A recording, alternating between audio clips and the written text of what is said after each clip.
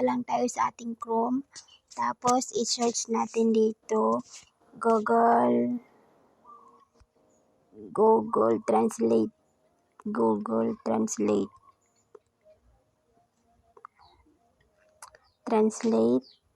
Ayan.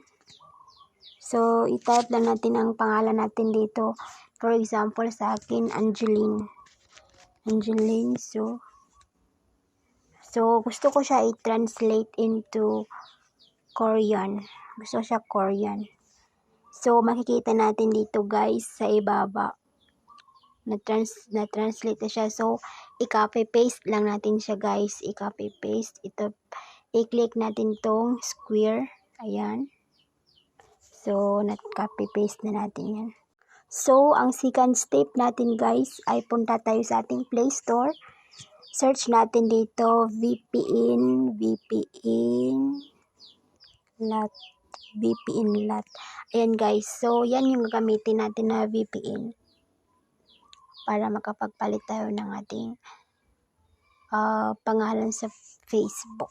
So, i-open na natin siya guys since na-download na sa akin. Ayan. Accept lang natin. Hanapin natin dito ang Indonesia. Ayan guys.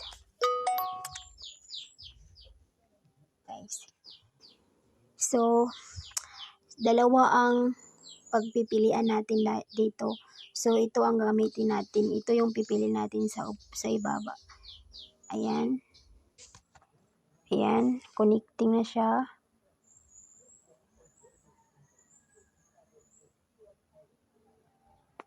So, nakakonect na siya guys. Kailangan yung Facebook ninyo is updated. Guys. So, magpalitan tayo ng pangalan natin. Dito sa ating personal details.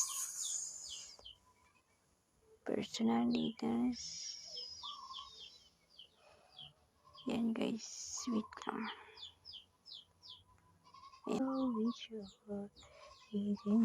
There's a reason why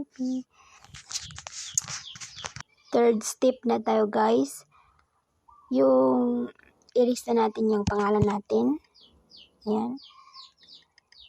Tapos, i-copy-paste lang natin yung pangalan na Korean na ginawa natin sa Chrome. Ayan. Copy-paste. Tapos, i-delete natin itong apelyido. Tapos, para mag-blue yung review change dyan, kailangan natin dito mag-space. Kahit isang space lang yan.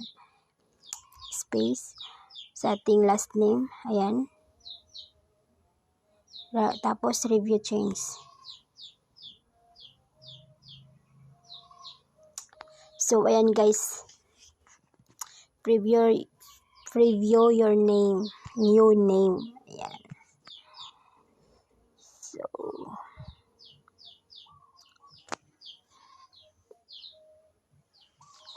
So, ayan. Napalitan na natin ang ating pangalan. So, yun lang guys. Sana nasunod nyo yung steps. So, tingnan natin balik. Tingnan natin pabalik guys.